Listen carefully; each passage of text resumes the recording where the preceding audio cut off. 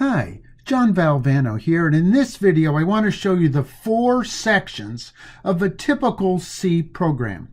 And I'm going to use the notgate.c example inside the notgate project that's in your starter code. The first section is called the documentation section. And as you can see, it's a comment, okay? It's basically comments that include things like what it does. Well, it's a NOT gate, and it inputs from the switch and outputs to the LED, okay? It's got my name on there. It's got the last time it was edited. It's got, copyright information. And so here I acknowledge the fact that this program was derived from somebody else's program. Okay. And again, what you want to put in here is what it, in the top of the documentation, is what it does. So that way, when you're, looking at this 6 months from now, you know what it is and how to use it. Since we're an embedded system, our documentation would also include the hardware connections that it needs to do. And now, associated with that, you will find on most of the projects in this starter file are these README files, okay? And the README files are a little more, they're a little more descriptive. They have pictures of what the hardware is, okay? All right, so the first section is the documentation. The second section is called preprocessors, okay?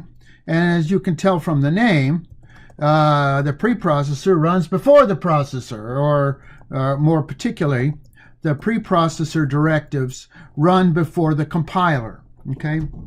And so there are many preprocessor directives, but the ones you're going to see in this class are the .include, okay, and the .define. Now, a .include is used to connect this module with other modules. And so when I include a header file, a .h file, this allows this program to have access to the functions and definitions in the other module, okay?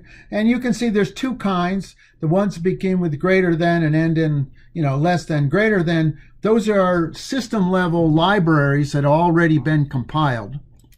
And the .h includes that have the quotes are your own actual C code.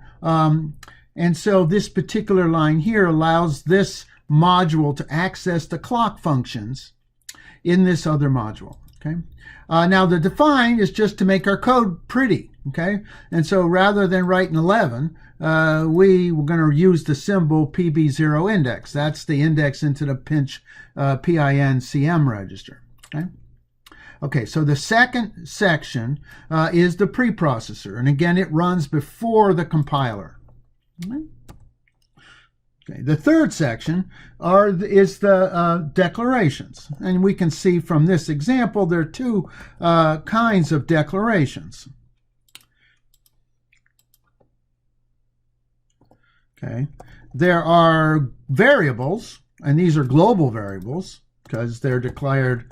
So a global variable defined outside any function is declaring the variables. And there are more videos about variables later, but a variable declaration occurs before I use it.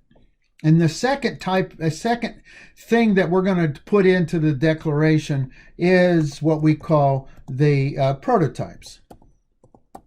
So when we declare the existence of a function, we're not telling the system how it works, but we're telling the system what it does. Okay, in other words, there will be a function named init, which takes no input, takes no output, but gets executed. And so, because this is a one-pass compiler, any variable or any function that we want to access has to be declared before we use it. Okay, so in a typical environment, we declare the variables, we declare prototypes to the functions.